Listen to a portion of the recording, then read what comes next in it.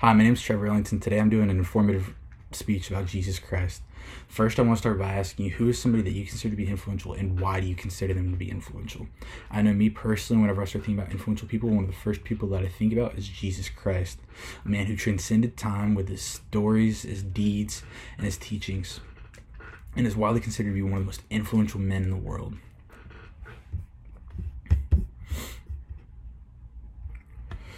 Even today, we see his influence throughout our lives, from churches on the corners in Greensboro, North Carolina, to the Christ the Redeemer statue in Rio de Janeiro, Brazil. I personally was 17 whenever I came to faith, and I've been studying Jesus and his journey for about 2 years.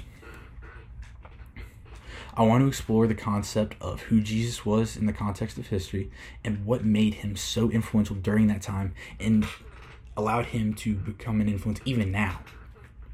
To understand what made him so influential, though, I believe we need to start with his backstory. Jesus was a Jewish man born in Judea who, by the time he was 12, already showed a great aptitude for biblical knowledge. We don't know a lot about his time from the age of 12 to the age of about 30, but we do know that at the age of 30, he went out on a 3-year journey and traveled all the way from Galilee to Judea. This is his roadmap.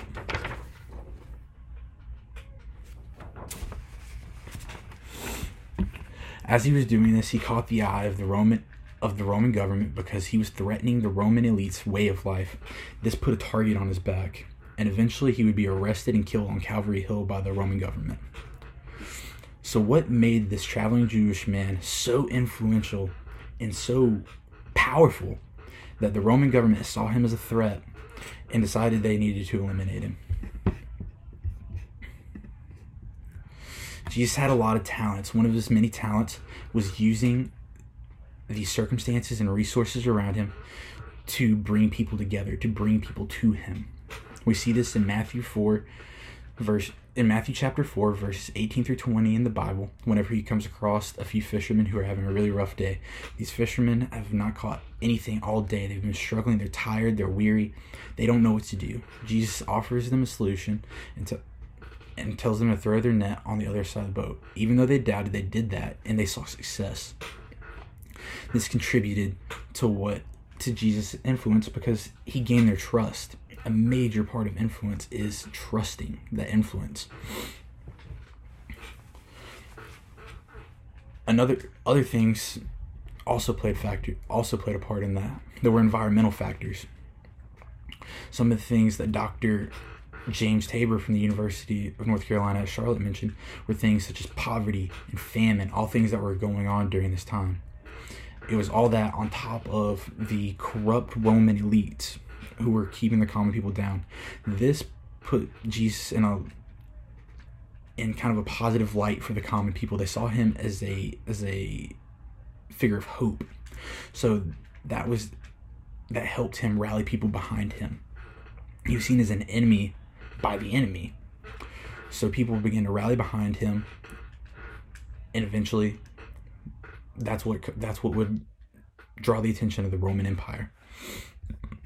Other things that helped him bring in people were what his religion offered. His religion offered something that the Roman Catholic Church never did.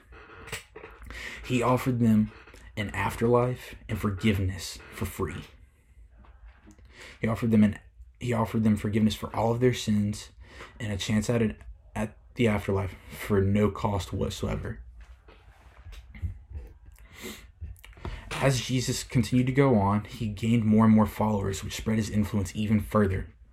Think about it like this. If you have dandruff and you find a good shampoo and it works really well, and you have a friend that also suffers from dandruff, you're probably going to tell them about this shampoo, this product that's helping you in your life, that's making your life better. That's exactly what happened with this. That's how his influence continued to spread. And it would continue to do this up until this very day. Here we see a chart showing the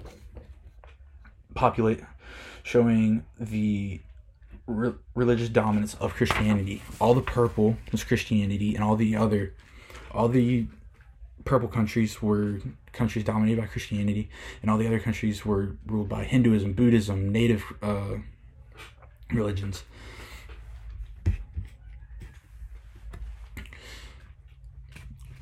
And in it, according to the Pew Research Center, there's more than a third of the Earth's population is Christian. 2.18 billion people are Christian.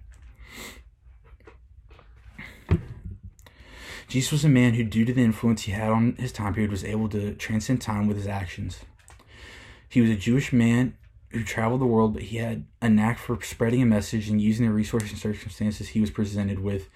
He gained a voice amongst the people. He gained followers.